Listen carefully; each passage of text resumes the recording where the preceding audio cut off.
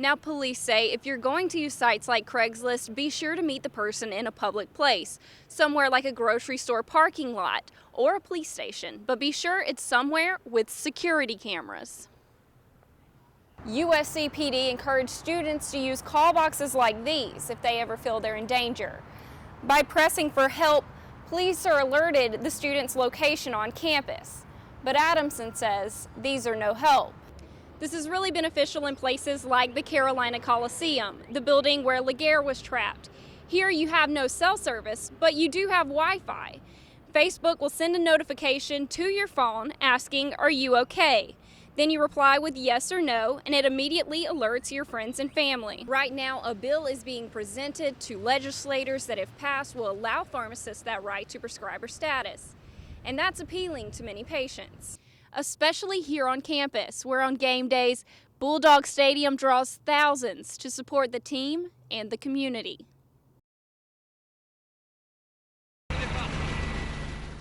When news broke late March about the crash of Germanwings Flight 9525, killing all 150 people on board, the world was stunned. As thousands mourned the loss of loved ones, Columbia woman Taylor Ryan says she was in a state of shock. I ran upstairs and grabbed my notebook to look at where I had planned out the trip, and I was like, 9525, like there it is. I could have been on that flight. That's right, she was supposed to be on the doomed airplane. She's from Colombia, but is now visiting Spain, where she talked to us over Skype. She and her friend were planning a backpacking trip around Europe that week, but at the last minute, their plans changed. I try to think about why I switched my plans and if anything happened that day or anything of that sort, and it never stands out at the time, but now I definitely would say it's kind of one of those karma things, maybe a guardian angel. Ryan says it's the emotion she has now, knowing that she's alive, that are hard to deal with. I haven't slept very well since I saw the crash and everything that's happened since, but just how close you can be to dying. Psychologist Toby Lovell says those feelings aren't uncommon. A lot of times what happens when somebody has a near-death experience, it forces them to kind of confront their own life and their meaningfulness or meaninglessness in their life. Ryan says now she's haunted by the question, why her? She wants to know why her life was spared. My mom did say, it wasn't your time. It wasn't your time. Ryan says she's just thankful for the second chance and says she's anxious to return home. Taylor Herlong, Carolina News.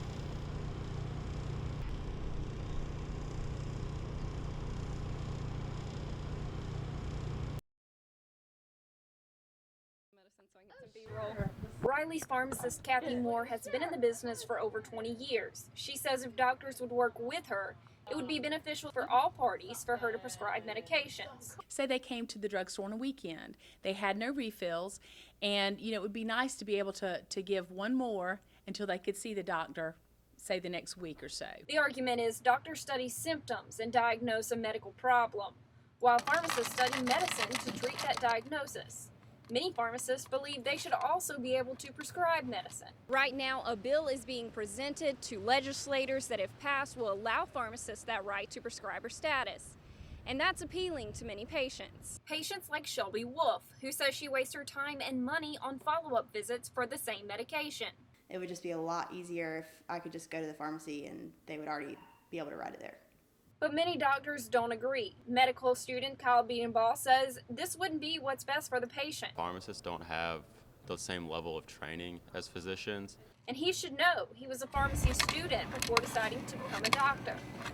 So I think it would benefit everybody if maybe they did it in a team-based approach and not independent. And that's where Moore agrees. It would have to work out that way. It'd have to be kind of collaborative. For now, the bill asks for more than a collaborative effort, one that would allow pharmacists to independently diagnose and prescribe medication for patients. Taylor Herlong, Carolina News.